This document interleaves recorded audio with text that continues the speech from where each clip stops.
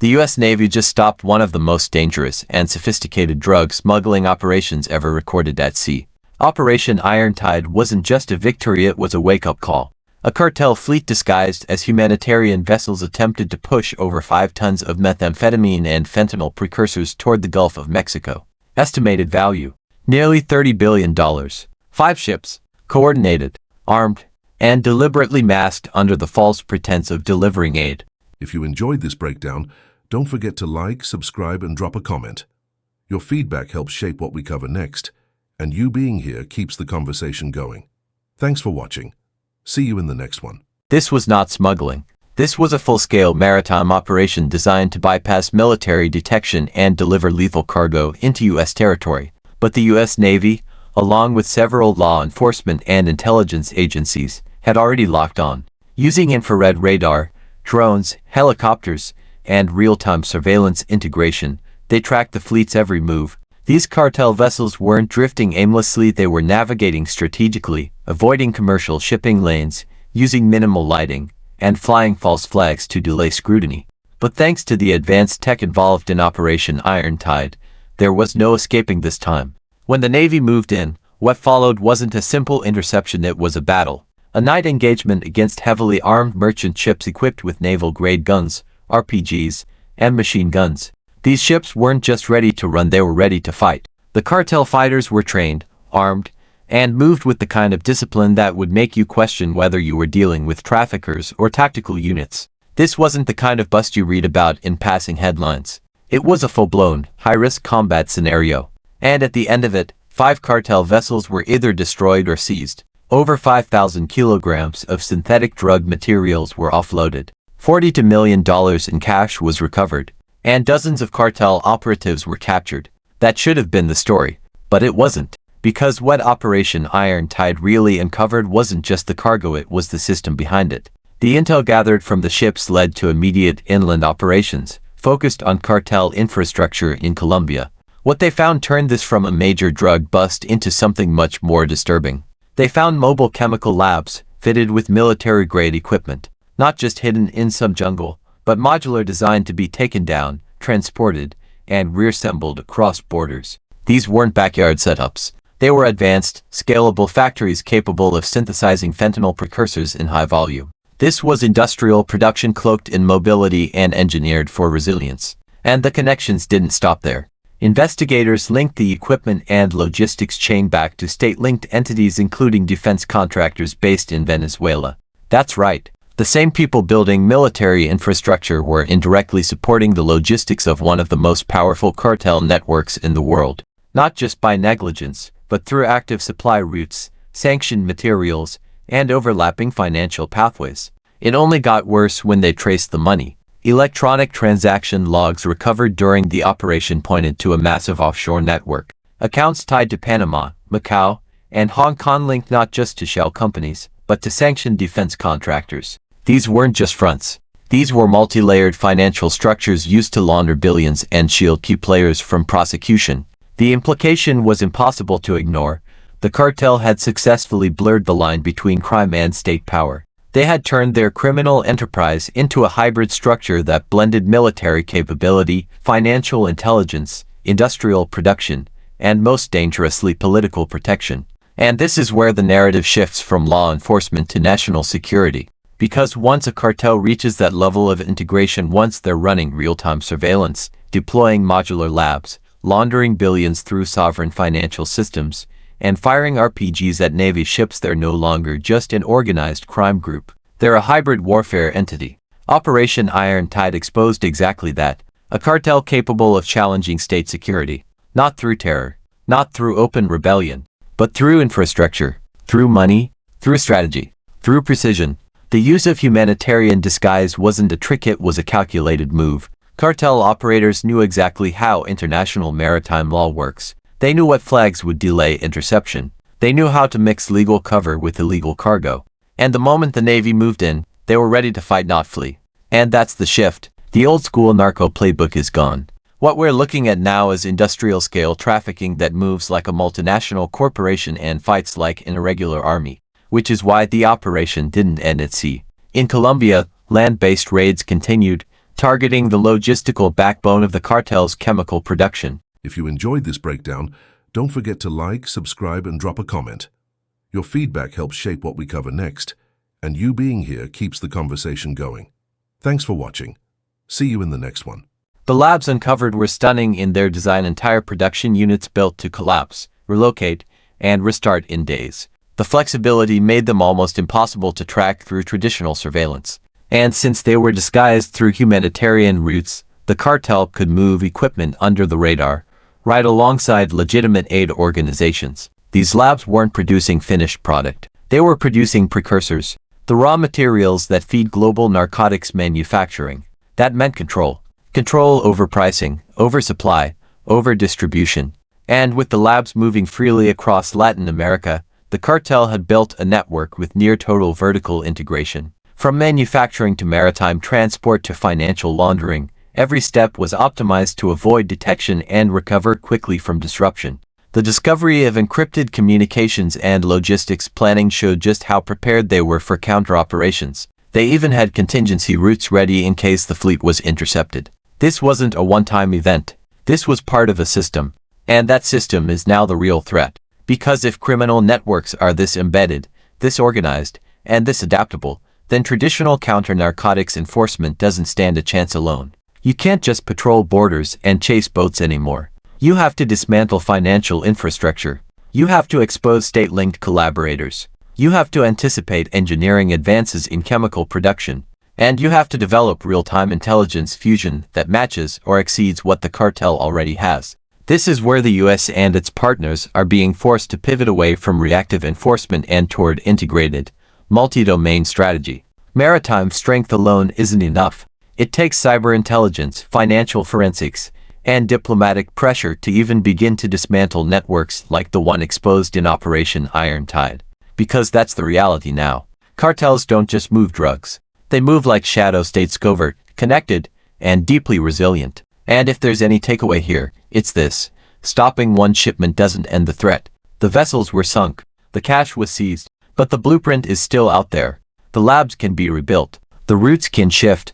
And the money, if not frozen, keeps moving. That's what makes this so urgent. Because if cartels are already operating at this level, and if they've already forged ties with state-linked industries and defense suppliers, then it's not just law enforcement that needs to evolve. It's every system they exploit, from finance to diplomacy to defense. This is a global problem now. If this stunned you as much as it did us, drop your thoughts in the comments. Like the video if you think this kind of threat deserves more attention, and subscribe if you want to stay ahead of the chaos most people haven't even heard about yet. Because Operation Iron Tide might have ended in the ocean, but the waves are still coming. And now, here we are. 5 cartel ships destroyed or seized. $30 billion in narcotics stopped cold. But the true legacy of Operation Iron Tide isn't about the drugs at all. It's about what the operation revealed. Because for the first time, global security agencies had to face an uncomfortable reality. The enemy has evolved. Cartels are no longer fringe operations moving quietly through the back doors of corrupt governments. They're operating with the sophistication, adaptability, and reach of private militaries and multinational corporations at the same time. They've learned from statcraft. They've studied military logistics. They've mastered international finance. And they've woven it all together into a model that not only challenges law enforcement but outpaces it. And that's not hyperbole. That's exactly what happened. Let's talk about the level of planning this operation uncovered. Because it's one thing to get your product from point A to point B without being caught. It's another thing entirely to disguise a fleet of heavily armed ships under humanitarian cover, launch them across international waters, run encrypted coordination between sea and land assets, and prepare for full-scale combat in case of interception. That's not smuggling. That's a military operation. And the US Navy knew it. That's why the response to these 5 vessels wasn't just to board and seize. It was to mobilize real-time surveillance, infrared radar, drone recon, helicopter coordination. And then, when the decision was made to move in, it was coordinated like a battlefield takedown. Because it had to be. The cartel ships were armed for a fight. And they gave one. Multiple units engaged. Gunfire was exchanged. These weren't desperate mules tossing bricks of product overboard. These were operators with command structure, weapons training, and zero hesitation to open fire on US forces. Let that sink in. We're not just talking about the loss of narcotics. We're talking about a cartel fully willing and fully capable of going toe-to-toe with the world's most powerful navy. And that right there is why Operation Iron Tide is such a critical turning point. Because the drugs are the distraction. The structure is the threat. What followed the sea confrontation confirmed just how deep that structure runs. When Colombian forces raided cartel sites on land, they didn't find abandoned huts or makeshift storage. They found labs, chemical labs, modular, mobile, sophisticated, outfitted with everything needed to manufacture precursor chemicals and move operations quickly across rural territory. These weren't stationary factories. They were designed to evade, built in pieces, ready to vanish the moment law enforcement got too close. And every lab was supported by logistics chains that traced back to companies with military-grade sourcing. Some of those companies were connected to Venezuelan defense contractors, and some of the money behind them was funneled through offshore accounts Panama, Macau, Hong Kong, all designed to obscure, conceal, and shield the true backers behind a massive transnational narcotics infrastructure. Which means the cartel isn't just operating in physical space, it's operating in legal and financial space too. This is where the definition of cartel completely falls apart, because when a network is running industrial drug labs with engineering-level precision, laundering money through legitimate-looking international corporations, shipping product via vessels disguised as humanitarian missions, employing tactical operatives ready for combat, and leveraging state-linked industries for hardware, logistics, and possibly protection. What are you really looking at? You're looking at a paramilitary economy, one that's learned to hide behind the law, blend into markets, and weaponize logistics. And that's what Iron Tide exposed. Not just that this kind of operation exists, but that it exists comfortably. And it's expanding. The financial data alone confirmed that this wasn't a last-ditch play. This was part of a larger, sustainable operation. Encrypted records showed money moving in and out of accounts tied to industries across multiple continents. Some were routed through charities, some through holding companies, some through dummy ventures posing as import-export firms. But every route had one thing in common: resilience. That's the secret sauce. The cartel didn't just build a distribution empire. They built it to survive, built it to bounce back, hit a shipment, they reroute, lose a lab, rebuild it, intercept a cash drop. They've already transferred the funds 3 steps ahead. This isn't accidental. It's systemic. And it's working. Which brings us back to the core question: what now? Because the biggest danger isn't what the cartel already did, it's what they've proven they can do. They've shown that non-state actors can wage low-visibility, high-impact warfare against legitimate governments not by planting flags, but by embedding themselves in systems we rely on every day. Trade, banking, logistics, technology. That's where the battle is now. And it's a battle most governments still aren't equipped to fight. Because you can't just deploy more boats and hope it solves the problem. You need multinational intelligence coordination, real-time financial tracking, supply chain interception, legal frameworks to freeze cartel assets before they vanish. And yes, military readiness when that cartel decides to load up RPGs and go toe-to-toe with your navy. Because if Operation Iron Tide taught us anything, it's that cartels aren't reacting to enforcement, they're planning for it, anticipating it, building systems that expect to be disrupted and survive anyway. So the old enforcement model, it's done. Seizing shipments and celebrating busts doesn't stop a network this advanced. It just slows it down for a minute while it reroutes through another channel. If the US hadn't acted when they did, if those ships had slipped through, those drugs would have been processed, distributed, and sold in bulk. Synthetic meth and fentanyl precursors flooding the market. Tens of thousands of lives put at risk. Billions of dollars reinvested back into a system that's already expanding its reach into defense industries and political structures. It's not just a health crisis. It's not just a legal crisis. It's a geopolitical crisis. And this is where people need to start paying attention.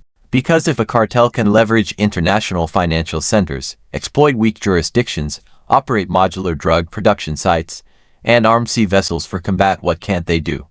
How far away are we from seeing these networks influence trade policy, fund proxy groups, push political agendas through financial pressure? That's not paranoia. That's trajectory. The kind of trajectory that doesn't slow down unless it's dismantled systemically. And to do that, law enforcement needs more than jurisdiction. They need reach. They need tools. They need authority to shut down not just the symptom, but the source. The cartel model is no longer about hiding. It's about integration. And that makes it harder to spot because it looks legitimate on paper. Until it fires RPGs at your naval patrol and you realize it's not a shipping company after all. So if you're still clinging to the idea that this is just about stopping bad guys with drugs, you've already lost the thread. This is about power. And it's spreading through systems we thought were secure. That's what makes Operation Iron Tide one of the most important interdictions of this decade. Not just because of what was stopped but because of what it exposed. It was a moment where governments got a glimpse into how these modern cartels truly operate. Not as gangs, not as fugitives, but as shadow institutions armed, funded, and embedded. So, what do you do with that kind of threat? You don't arrest your way out of it. You restructure your entire response. And if that doesn't happen soon, the next Operation Iron Tide won't end in 5 ships intercepted. It'll end in none. And here's the part no one wants to say out loud: this isn't the peak. This is the baseline now. Operation Iron Tide didn't just intercept 5 cartel ships. It exposed the starting point of a whole new threat landscape. One where criminal networks don't need to hide in the shadows, they thrive inside loopholes, operate behind front companies, and protect themselves with the same structures designed to defend nations. The days of tracking down a few gang members in a warehouse are over. We're dealing with supply chains that stretch across oceans, financial systems designed to absorb scrutiny, and weaponized cargo disguised as humanitarian aid. The system is bigger, faster, and smarter than most enforcement agencies ever planned for. And that's the real impact of this operation. It wasn't just a win on the water, it was a warning.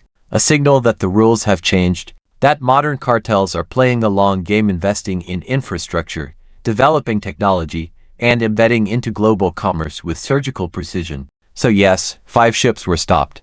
Yes, $30 billion in drugs were destroyed or seized. But what Operation Iron Tide really left behind was a message.